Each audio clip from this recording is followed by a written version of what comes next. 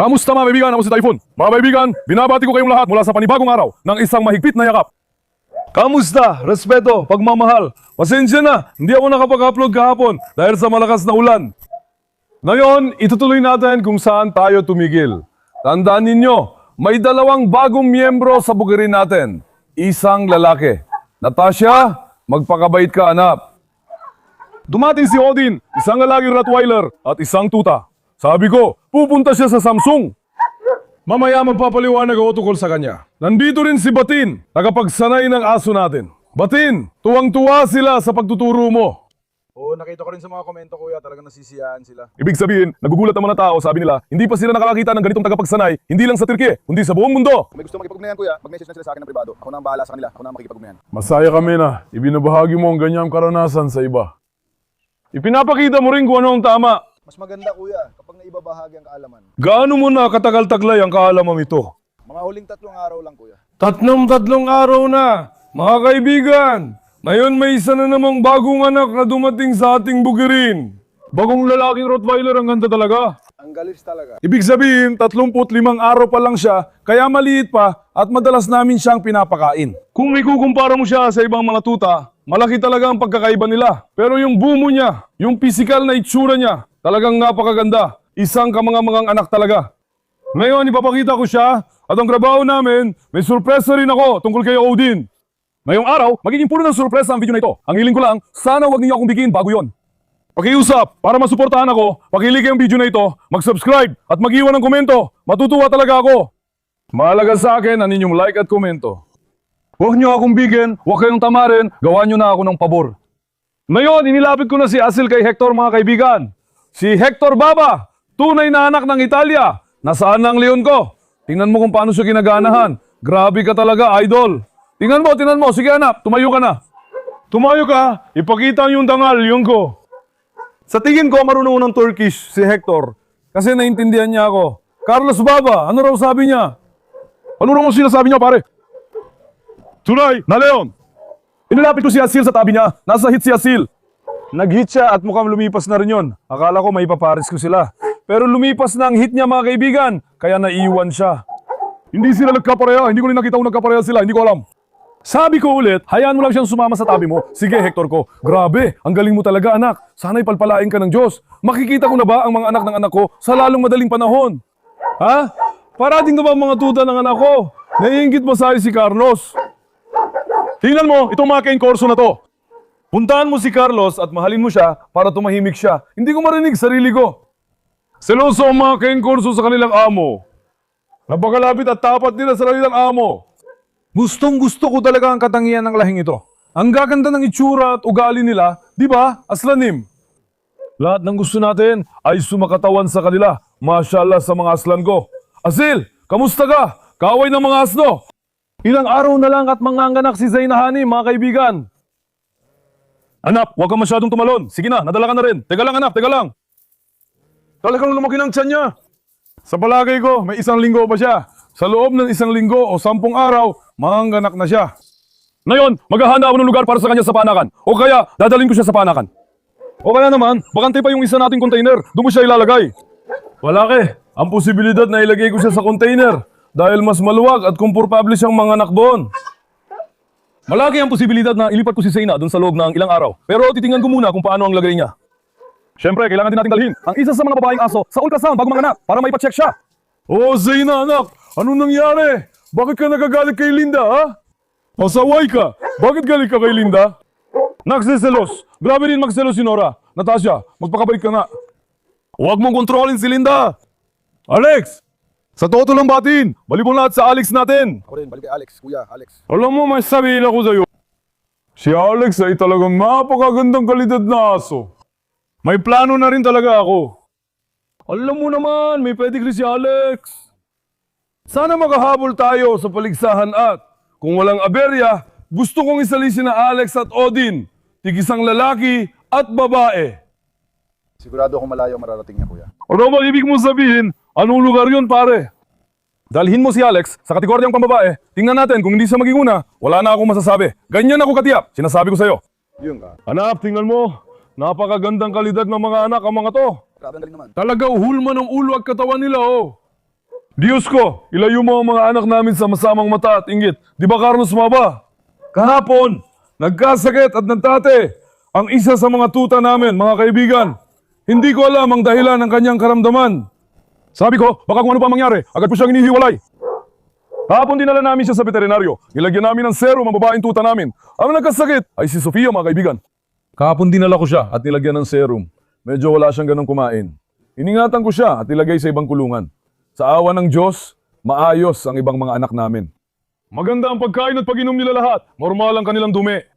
Wala namang problema sa kanilang enerhiya. Pero itong anak nating babae, baka natamaan ng malas o baka may nakain siyang hindi maganda para sa kanya. Hindi ko alam kung may kinain siyang naka-apekto sa tiyan niya.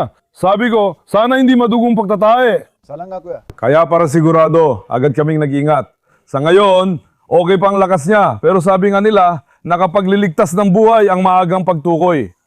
Para sigurado, ginawa namin ang lahat ng pag-iingat. Anak, halika. Sana gumaling din siya. Pakiusap ko lang, huwag ninyong kalimutan ang inyong mga dasal. Linda, ano nangyari, Linda? O anak? Sa pala, may ilan sa mga anak na ipapakapon ko para alam ninyo lang. Si Tony ang ipapakapon natin. Si Kaplan ang ipapakapon natin. Sunod, si Linda naman ang ipapakapon ko. May ganun akong plano. Baka ipapakapon ko rin si Asia. Pagkatapos noon, ipapakapon si Maraz. Ipapakapon si Apollo. Marami pa akong alagang ipapakapon. Kasi hirap ako tuwing nag-iinit sila, tol. Nagkakaroon ng away at ayaw kong ipares sa mga alagang mistiso. Kasi mahirap ipaampon ang mga anak nila balang araw. Kaya ipapakapon ko sila sa lalong madaling panahon. Bonchuk! Kumusta ba yan, hijo? Guwapo kong Bonchuk. Nakikita na naman ni Bonchuk ang mga kamera. Papalapit na siya. Batin, marunong ka rin ba magturo ng kambing? Hindi pa, hindi ko pa nasusubukan yun. Marunong ako magturo ng asno pero sa kambing hindi pa. May training ka ba sa aspa? Oo naman, meron. Kaya namin sanayin naman asno. Siyempre naman. Sanayin mo na rin ang kambing. Matigas ang ulo ng kambing. Sa kambing, Paano mo matuturuan? Matigas din ang ulo ng asno. 3 araw ko nang sinusubukan pero hanggang ngayon, wala pa rin. Anong klase ng pagtuturo ang sinubukan mo? Halimbawa, Lumayo, huwag tumalon. pagsasanay para hindi lumapit ang kambing. Kuya, ang mga Bonchuk natin, sobrang malambing talaga. Parang aso talaga si Bonchuk. Bonchuk! Pilyong Bonchuk, hindi ka nga malakain o makakainom dito kaya laging lumalapit sila. Malapit na rin manggana kang batang ito. Sana ay magkakabebe na tayong kambing. Halika nga rito, kunan mo ng larawan ng mga leon ko. Kunan mo ng picture ang mga baby ko. Ang gaganda ng mga anak ko. Sana ingatan sila ng Diyos sa malas. Tilan mo ang ganda nila. May Rottweiler pa tayong anak. Talagang napakataas ng kalidad ng tuta na ito. Tingnan mo siya. Mga leon ko, anong ginagawa ninyo? Halika rito. Halika, mampakita rin sa kamera. Halika. Halika. Halika, halika, halika. Ngayon mga kaibigan, itong anak natin ay dapat sana maampun sa Samsung. Pero kahapon, na-cancel. Na-cancel, medyo nainis din ako eh. May isang kapatid natin na nagsabi, kukunin namin ito, ayos ba? Kukunin ko kuya, ipahatid mo na lang, ganon. Sige kapatid, ipapahatid mo na. Kahapon, sinabi rin niya sa akin, kuya, wala, nagka-problema ako sa pamilya ko. Tol, huwag kang kumuha kung di mo kinakausap pamilya mo at di ka sigurado. Lagon ba to? Tama ba kapatid? Huwag ang inaalagaan mo kuya sa uli. Bakit ka sumasali sa ganitong bagay na hindi humihingi ng permiso sa pamilya mo? Ibig sabihin, makabalang araw. Nadalita ko pero ayokong masaktan siya, sabi ko. Ibig kong sabihin, ginusto niya. Pero hindi ito mga bagay na basta na lang nagagawa dahil sa kagustuhan. Tingnan mo, sinabi ko rin yan sa mga kaibigan isang araw. Ang pag-ampon ng aso ay isang malaking responsibilidad. Kung may tiwala ka sa sarili, maayos ang tirahan at kaya mo akuin ang habambuhay na responsibilidad. Kaya mo siyang alagaan. Kung sinasabi mo may potensyal ka para doon, magampon ka ng aso. Ibig sabihin, kaya mo. Magkaka-interest ka lang tapos iwan mo rin. Pare, huwag ninyong gawin ng mga ganyang bagay mga kaibigan. Nag-usap kami, di na lang tuta. Ipapadala sana pero nakansela. Ngayon, ipaampun na lang natin ang tuta para alam ninyo. Gusto ko talagang alagaan ito dito. Ayaw kong ibigay dahil sobrang ganda niya. Magandang sir. Ang ganda, pero ayoko magpalaki ng tuta. Kinuha ko si Odin dahil gusto ko agad adult na aso. Kasi tuta pa siya. Kailangan ko pa maghintay ng 1.5 taon. Kaya bala ko talagang kumuha ng adult na aso. Pero itong tuta, hindi talaga ibinibigay. Sobrang ganda. Eksaktong 6 araw na sa ngayon. Perpektong babaeng tuta. Sobrang gusto ko siya. Kapag may isipan ko hindi ko ibibigay, tol. Di mo ba ako kilala? Kung trip ko lang hindi ko ibibigay. Sandali, lalapitan ko sila. Sandali, yakapin ko muna ang anak natin. Si Batin na pala, kunyari magpapato siya dito kahapon. Tingnan mo naman ang ibinato niya. Hindi natapos, kuya. Nasaan ang karton niya? Nasa, labas, kuya. Mukhang balbag trabaho niya, di na natin. Teka lang mga bibi ko, teka lang. Palusutin niyo muna ako, teka lang. Teka lang mga mahal ko. Alam kong gusto niyong lumabas, pero maghintay kayo. Halika. Grabe, ang ganda mo talaga anak. Grabe, ang ganda naman ako. Tingnan mo naman ang ganda nito, grabe. Napakaganda mo talaga. Kanina sabi ko, baka maliit ang itsura niya sa camera, kaya kinuha ko siya sa kanduman ko. Tingnan mo naman ang tangkad, tindig at hubog niya bro. Nakikita mo ba kung gaano kakapal ang mga binti niya at ang hugis ng ulo niya? Grabe, ang ganda naman akong babae. Palagay ko, mas malaki pa ito kaysa kay Alex. Isang aso na hindi mo papahuli kay Alex. Mas malaki nga lang kay Alex. Sa tingin ko, mas malaki siya, ano?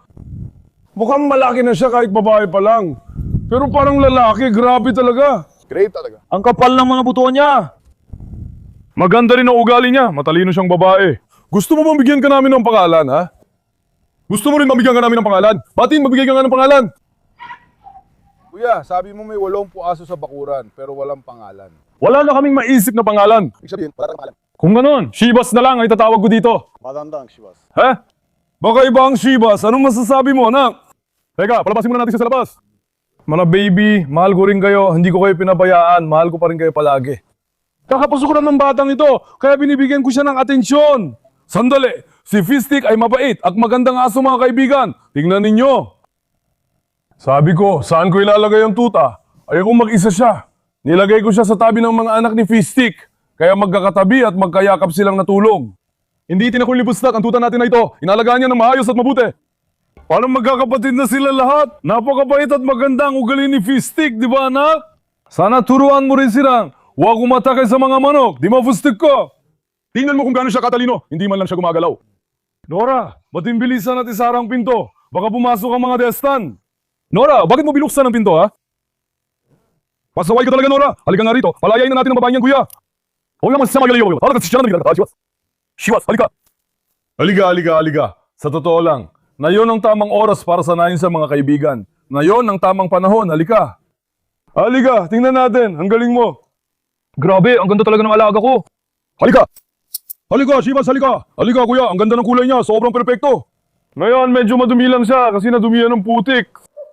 Kung nasa bahay lang siya, sobrang perpekto. Nakikita mo naman yung kulay niya, di ba? Yung pagkadilaw niya. Oo, sakto talaga. Sobrang ganda niya, mashallah. Hindi talaga siya ibibenta o ipamimigay. Ayoko na mag-alaga ng tuta. Tapos darating pa yung mga tuta ni Hector. Hayat, anon. Tingnan natin, pero hindi ko alam kung anong gagawin ko kapag tinopak ako. Palabasin na lang kaya natin siya sa labas. Halika. Halika, iba ikilala. Kita natin, Stan. Kuya, ako na lang kaya magdala nito tutam ito papuntang Ankara. Ikaw. Oo. Ibibigay ko sa'yo. Wala malamang, kabatit. Halika. Halika, anak. Halika. Halika. Nasaan si Destanlar? Nagkakilala lang sana si Destanlar. At siya.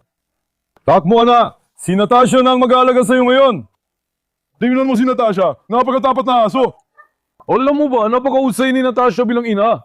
Magaling siyang makisama sa mga tuta. Sobrang bait niya. Gustong-gusto siya ng mga tuta. Hindi niya sinasaktan ng kahit isa. Mahal na mahal niya silang lahat. Bagay na bagay siya dito. Ang kulit talaga. Anak ko. Halika. Magaling sana. Batin, ikaw na magpasok dito sa loob. Sandali. Ipasok mo ulit sa loob.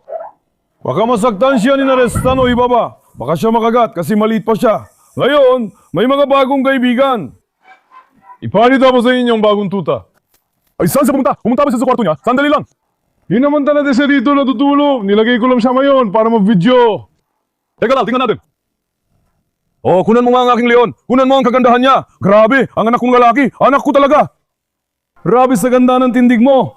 Idol talaga ang karisma mo. Anak ko. Tingnan mo, ang tabanan niya ngayon pa lang. Tingnan mo, lalaki talaga to. Kami ang unang kumuha nito. Sa box, agad yung tinanggang kagatin ng kamay ko. Sobrang bagsik niya. Sobrang protektibo niya. Pero pagkatapos, agad siyang nasanay sa akin. Siyempre, iniwan niya yung pagiging agresibo niya. Kasi kagagaling lang niya sa biyahe, kaya medyo nailam sa mga kaibigan. Grabe, sobrang nagustuhan ko siya. Kahapon, sa bahay siya natulog. Inihanda at pinakain ko siya ng espesyal na pagkain. Nilagang itlog, collagen, keso at pagkain para sa mga tuta. Ang lakas ng gana ng batang ito, grabe. Sa totoo lang, Kung hindi ko kinuha si Odin, hindi ko ibibigay ang batang ito. Ako na sana ang mag-aalaga sa kanya dito. Naghahanap din naman kami ng lalaking Rottweiler. Talagang napakaganda ng nanay at tatay nito. Malaki, matipuno. Nakita mo na rin ang mga magulang niya. Tingnan mo ang bone structure ng nanay at tatay niya, bro. Isa talaga siya sa malalaki. Ito ang anak natin. Kahit 35 araw pa lang siya. Ayan, kita mo naman, oh. Sobrang likot, grabe talagang liksi niya. Hayaan mo siya. Kita mo tindig at laki ng katawan niya. Oh, baby, napakaganda mo. Yung ulo niya, kakaiba. Parang sinasabi niyang magiging alamat siya palang araw. Siyang magiging alamat na leon sa hinaharap. Pero ipapaampun din natin ang anak kong ito, mga kaibigan. Kagaya ng sinabi ko, last sa akin na ngayon si Odin. Kahapon din, may surpresa ako mamaya kasama si Odin. Pinagpares namin siya. Ipapakita ko rin sa inyo yun. Gusto ko talagang mahalin ang anak ni Odin. Kung papala rin sa susunod, magtatabi ako ng tuta niya para sa akin. Kaya ipapaampun ko ang anak na ito. Pero gusto ko lang magbigay ng paalala dito. Ngayon, may mga nagtatanong kung libre ito. Naiinis talaga ako sa tanong na yan, kapatid. Alam mo naman ang sitwasyon ng buhay ngayon. Siyempre, kuya. Kita mo naman ang takbo ng merkado. Nagpapakahirap tayo, lumagastos, at inialay ang buhay natin. Di ba? Simula nang dumating ako, parang wala kang social life. Anak, umagat gabi naglilinis ako ng tae. Nakikita mo naman, nag-aalaga ng aso, naglilinis ng tae, nag-aasikaso sa paligid. Alakan sinamlahat, bantayan, pakainin, painumin, linisin. Lahat ng yan, is check up. Alam mo, Ulan, hindi na inaalagaan ng mga tao ang kanilang mga magulang ngayon. Totoo yan. Tama naman, kuya. Dito nga, ilang hayop na ang inaalagaan natin dito, tapos may lalapit pa at magtatanong kung libre ba. Kahapon, nainis ako sa isang tao at nasabi ko na sa iyo ang nangyari. Oo, kuya. May nag-message sa akin. Tinanong niya ako tungkol sa rot. Sinabi ko naman kung ano ang gusto natin. Sabi niya, akala niya libre mo binibigay. Sabi ko, ayos lang basta pumunta ka. Bakit ko nga ba hindi pamigay ng libre? Ayos lang. Sabi ko, pumunta ka. Pinadala ko ang video ng mga tuta na ito. Ipamimigay ko sila ng libre. Sabi ko agad, ipapadala ko sa iyo ang isa sa mga tuta na ito. Pagkatapos nun, nakita niya ang mensahe ko pero hindi na sila nag-reply. Hindi ba buhay din yon? Lahat sila ay buhay. Buhay din yun. Kung buhay rin yun, buhay rin ito. Para tayo mo itong kunin ng lepre, ibibigay ko naman. Ako na magbabayad ng kadala. Sabi ko na, ibibigay ko. Basta alagaan mo siya. Pero sinelang niya ang mensahe ko. Ngayon sinasabi mo na gusto mo ng napakadekalidad na aso. Kukunin ko na yung pinakamaganda, libre pa. Walang ganitong pag-iisip. Nakakahiya yan mga kaibigan. Nakakahiya talaga. Pinaghihirapan ng mga tao. Pag naggasto sa pera damdamin. Madali ba mag-alaga ng ganito karaming hayop? Dumating yung lalaki, nagtatanong kung libre ba. Sabi ko sa pastol. Sabi ko kukunin ko na ang mga kambing. Hindi ko naman pwedeng sabihin sa pastol na ibigay mo na lang sa akin ng mga ng libre. Anong sasabihin niya? Duduruan pa ako sa mukha. Sasabihin niya, niloloko mo ba ako? Pwede ba yun? Grabe, pinapakain ng tao yung hayop. Umaga gabi, sinusundan niya, nag-aalaga, nagsusumikap, nagsasakripisyo. Anong gagawin niya? Ibibigay na lang ba yun ng libre ang tupa at kambing? Madali ba makipagsapalaran sa ulan at putik kasama ang hayop? Hindi. Hindi lang yun. Gumagastos ka pa ng pera para dito. Oo, kuya, may pagkain at inumin pa. Ako naman na nag-aalaga sa aso. Anak, mahal. Hindi ba anak din ng kambing? Hindi ba anak din ng pato, manok at baka? Tingnan mo. Lahat sila yan na, kuya. Lahat ay anak at nilalang ng Allah. Lahat sila ay may buhay. Dati para sa akin, parang basta mga alagang hayop lang ang mga kambing. Yung magaspang na tawag na ganun. Sa baryo, ganun talaga ang turing nila sa tupa, kambing at baka. Parang mga alagang hayop lang. Pero ngayon, ako na ang nag-aalaga ng kambing. Kahit dati wala akong pagmamahal sa kanila. Nung inalagaan ko, sobrang minahal ko na parang aso ang kambing. Sobrang mahal ko si Bonjuk. Hindi mo talaga mapipigilang mahalin si Boncho. Sabi ko, si Bonjuk ay panghabang buhay na sa akin. Naging parang aso siya para sa akin, parang anak. Halimbawa ngayon, buhay pa rin siya. Pero kung bibili ako ng kambing sa isang tao, babayaran ko ito at kukunin. Dahil pinaghirapan nila yon. Kaya mga kaibigan, maging sensitibo at magpakita ng respeto. Ang may respeto, hindi niya sasabihin yon. Tama ba? Hindi niya sasabihin yun, kuya. Siya ang taong nag-iisip ng ganyan. Hindi talaga niya sasabihin yun. Hindi talaga natin sasabihin yon, kapatid. Nahiya talaga ako, promise. Tingnan mo. Sumpa mga nahiya talaga ako. Sige, sabihin ng sobrang lapit ako sa taong yon. Magiging matalik akong kaibigan. Sasabihin ko na, gawin mo ito para sa atin, para sa magandang samahan, pagkakaibigan at pagiging magkapatid. Tama ba? Sabi niya, hindi kita kilala. Si InZone lang ako. Bakit? Sabi ng lalaki, gusto kong sumakay sa Mercedes o BMW ng libre. Pwede ba naman gano'n? Mga kaibigan, maawa naman. Hector Papa, saludo ako at idol kita. Kinuha ko na itong tuta, pero baby, gusto bang ibalik sa kulungan mo? O halika, ilagay na lang natin ito sa kotse, halika. Ngayon, giniginaw siya sa kulungan. Pinagay ko ang leon sa kulungan para mapakita sa inyo sa video. Tingnan nyo, may dalawa tayong anak. Isang babaeng rot. Isang lalaking rot. Itong anak natin, mga 5 araw pa, bago ko siya ibigay. Medyo maliit pa siya. Hindi, kakatating lang niya galing sa biyahe. Naintindihan mo, kakatating lang niya galing sa biyahe, oh. Mga 5 araw pa, bago namin siya ibigay. Pero yung isa pa namin babaeng tuta, pwede na namin ipaampun agad. Sa kahit alin sa 81 probinsya, sagot nyo lang ang delivery fee, ako nang bahala. Kung gusto magampon, i-message ako sa Instagram, Tayfan Demir, Sai TV. Mag-message lang kayo sa akin doon. Magkakausap tayo. Pagkatapos noon, ipaampun ko siya. Wala na bang anak si Tyson ko, ha? May ganito rin naman kasing bagay. Hindi ko iniisip na pahahalagaan ng tao ang aso kung hindi niya ito binayaran. Naiintindihan mo ba? Si Juliet, yung friends, naikwento ko na sa isang video. Tama, kuya. Ibinigay ko siya ng libre. Ibinigay ko ng libre. Inalagaan ng bata ng 2 linggo, tapos itinapon niya sa kalsadang aso. Sana pinabayaran ko na lang sa kanya. Hindi niya sana kayang iwan. Hindi pa rin niya kayang iwan, sasabihin niya na, kahit papano, mabawi ko man lang yung perang ginastos ko, ibebenta ko na lang siya sa iba. Naiintindihan mo? Hindi niya basta-basta itatapon sa kalsada. Siyempre. Hindi siya nagbayad, kaya wala itong halaga. Sa atin, ibig ko sabihin, mga 80% ng mga tao, kailangan nilang magbayad para lang magkaroon ng halaga. Sige, dalhin mo na yan sa kotse. Ayos na ba ang anak natin? Ang galing naman ako! Pakita mo ulit sa kamera! Hawakan mo nung maayos. Hindi ka ba nag-aalaga ng aso dati, anak? Ang galing mo talaga. Bilib ako sa tindig mo. Rex ang ibabanggalan ko. Sa tingin ko, Alex mas. Pero may Alex na rin kasi. May Alex na, ito si Rex. Hindi ko rin gusto ang pangalang Alex. Gusto ko rin talaga si Alex. Sige, ilagay mo na yan. Gusto ni batin si Alex. Halika nga dito, Tyson papa. Isipin mo rin si Tyson ko. Kung magkakaanak siya. Puti-puti, maliit. Ang ganda nun mga kaibigan. Dahil bawag si Tyson baba, hindi talaga pwede. Sana walang ganitong batas. Para nagkaanak sana si Tyson baba, di ba? Matapang ka talaga, Tyson. Gusto na niya makalabas. Bati, papakawalan ko na si Tyson. O kuya, wag mo akong pakawalan. Sigurado ka ba? Labas muna ako sa hardin. Anong sinasabi niya, anak? Anong sabi niya, anak? Baliw na si Tyson. Ikaw na sa unahan. Pumunta ka sa unahan. Pupunta tayo kay Odin. Anong sinasabi ni Tyson, anak? Sandali, baka lapay na muli Tyson. Sandali lang, hindi pa kita pinakakawalan. Huwag ka magmadali, sandali lang. Sandali nga. Nung huli natin ginawa to, Tingnan niyo ang ginawa ni Apollo sa bahay ng aso. gumawa ng sining si Apollo dito. Heto lang mga kaibigan. Tingnan mo. Tingnan niyo ang ginawa ni Apollo sa kubo. Hindi pa ako nakakita ng ganitong aso. Ibig sabihin, gusto niya ng bukas ng taas, kuya. Baka gusto rin niya ng bukas ang gilid. Kuya, winasak niya yung kubo gamit ang bibig. Sinira lahat ng parte. Ngayon, anong gagawin ko? Kayo na ang magsabi. 2 o 3 kubo ang sinira ni Sky. Si Sky ang sumira. Ngayon, 2 pa ang pinabagsak niya. Wala na silang iniwang kubo sa bakuran. Kung ipapagawa ko tong kubo ngayon, siguradong 4,000 lirang hihingin nila. Tingnan mo. Sinasabi ko na sa'yo, yan na ang pinakamababa. Siyempre, kuya. Oo nga kuya, nasisira, nakababali-bali, hindi tumatagal. Hindi ko alam kung anong gagawin natin dito. Ngayon kuya, ang dahilan kung bakit iniisip kong ipakapon siya ay para tumino siya. Sobrang na. Naiintindihan mo ba? Oo mga kaibigan, pakinggan nyo. Apollo, Maras! Nandiyan si Tosun. Alam nyo, nawala na siya. Kapag naamoy nila ang amoy ng babaeng asong nagiinit, may nangyayari sa kanila. Wala silang tinitirang buo, sumpa ko. Kuya, Ang dahilan kung bakit ganito siya manira ay dahil si Linda ay nasa inhit, may amoy siya. Naamoy niya ang amoy nito. Sinusubukan niyang tumakas, pero hindi niya magawa. Ngayon, dahil sa galit, sinira niya ang kulungan niya. Tingnan mo kung anong ginawa niya. Sa totoo lang, hindi pa ako nakakakita ng ganitong aso sa buong buhay ko. Kaya sabi ko, kahit paano, ipakapon ko na lang siya. Para pareho silang kumalma at mawala ang instinct nila. Para matapos ang gulo at ingay, gets? Para maiwasan ang maling paghahanap, tol. Kasi sobrang daming hayop talaga. Ano nangyayari dyan, ha? Shh!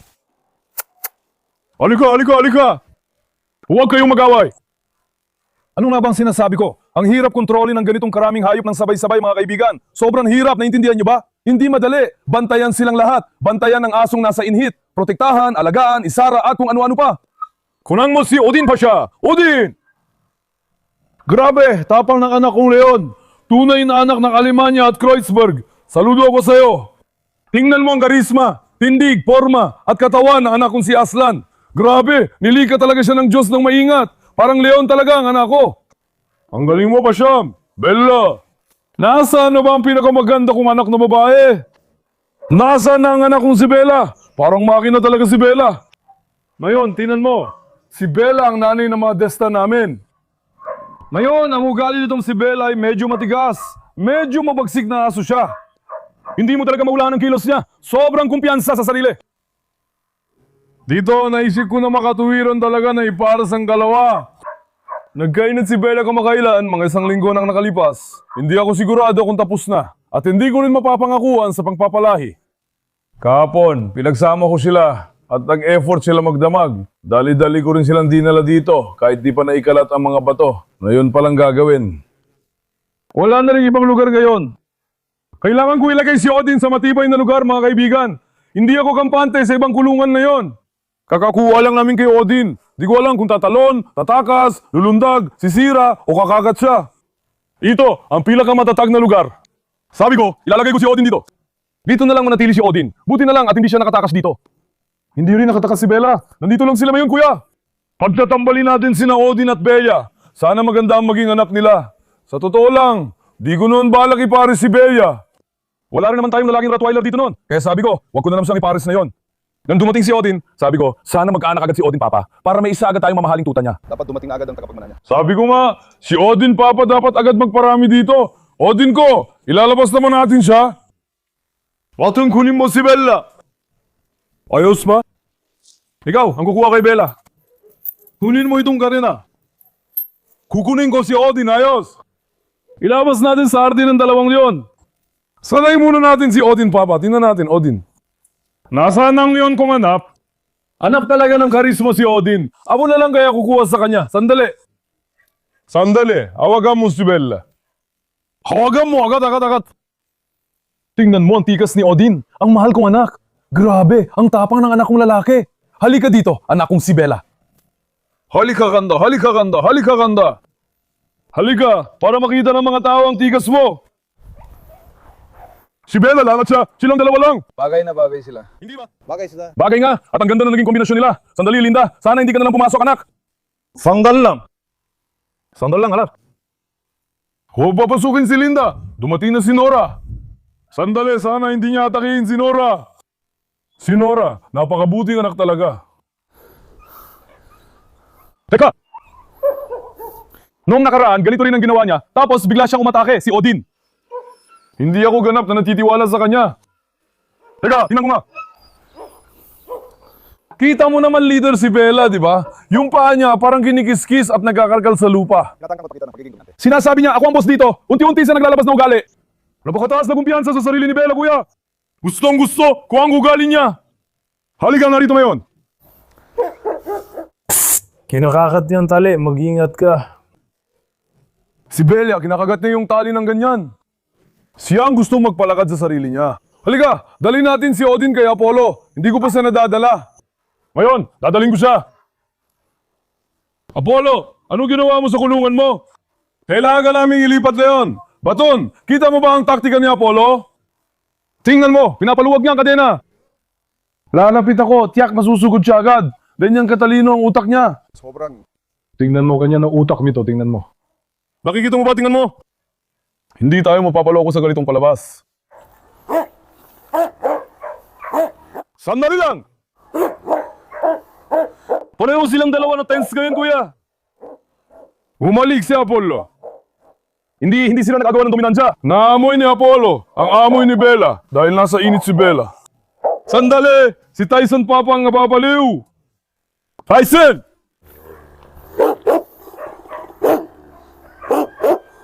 Kuya, napaliw si Tyson Papa, siya talaga.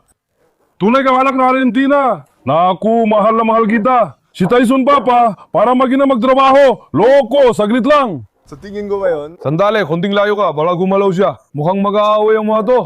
makaway talaga sila bro. Halatang halata.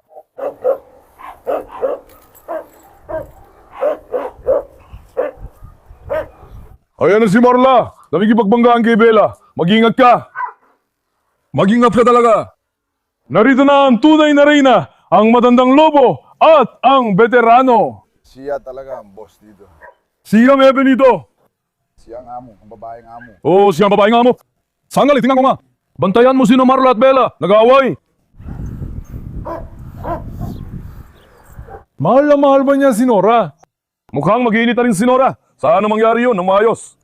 Kukunan ko sila kasama si Carlos Baba, mga kaibigan. Halika! Halika, Odin! Grabe ang Odin ko! Ang tapang ng anak ko! Halika rito! Tapang na bata! Sobrang saya ko na nakuha ko si Odin. Talagang kailangan ng bukirin natin ng isang matatag at magandang lalaking Rottweiler pagkatapos ni Diablo. Kasi talagang labis akong nalungkot sa pagkawala ni Diablo, mga kaibigan. Napakahalaga at napaka-espesyal niyang anak. Iba na siya, ibang mundo na yon. Tinatawag namin siyang tunay na anak ni Telly Kellin. Grabe kung maghangin siya, alam mo yon? Sobrang lala, nababaliw siya, promise. Sky ba ba? Matapang na bata. Si Sky, si Odin lang ang pinupuntirya. Ngayon, ang mga ito, Sky, pumapatol sa lahat, kuya. si Sky, hindi ba? Pati sa lumilipad na ibon, pumapatol. Pati sa lumilipad na ibon, pumapatol. Ganun ang ugali ni Sky. Reyna, Odin tara dalhin natin ulit. Ang gamit ko doon. Noong nakaraan, hindi mo siya pinakawalan sa tabi ng mga manok. Subukan ko kaya ngayon. Kailangan talagang subuan, kuya. Noong nakaraan, wala naman siyang ginawa, di ba? Pero parang tuso rin si Odin, kuya. Bigla na lang... Parang atake, di ba? Parang bigla na lang siyang atake. Kaya nung araw na yon, hindi ako masyadong natiwala sa kanya. Noong araw na yon, hindi talaga ako makapagtiwala. Si Odin ay nagkagusto kay Nora, tol. Tingnan mo. Sige. Mag-ingat ka kay Bella. Baka sumugod siya. Mag-ingat ka kay Bella. Pare si Odin, parang artista. Tingnan mo, tinutulak niya gamit balikat. Ganito ang ginagawa niya. Sandali. Teka, Nora. Sobrang mahal nilang isa't isa. Ngayon, lumayo na si Nora. Halika, Odin pa siya, halika. Sige, Sky, kalma ka lang. Sky ba, kalma ka lang. Gusto ko bang gumawa ng video para ipakilala ang isang to kay Alex? Gusto nyo ba yon? Ginala namin minsan si Alex kay Escobar at siya agad ang unang lumapit. Tapos sinatagin niya si Escobar. Gagawin ba niya yung kay Odin? Video mo si Alex, bilis. Tingnan mo ang tindig ni Alex, grabe. Tingnan mo naman ang katawan niya, Diyos ko po. Grabe, tingnan mo ang mga binti ng anak ko, napakaganda. Grabe, napakataas ng kalidad ng anak na to, sumusumpa ako. Sandali lang, Odin pa siya. Na-tense ang mga anak. Sasalakay si Hector. Sumugod na si Carlos. O Asil.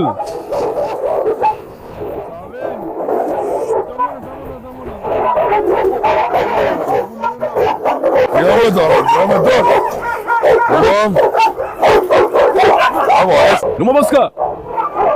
Oy, maghinay-hinay kayo! Tingnan mo! Hintay! Pare, hindi na naman siya umimik kay Carlos. Dahan-dahan.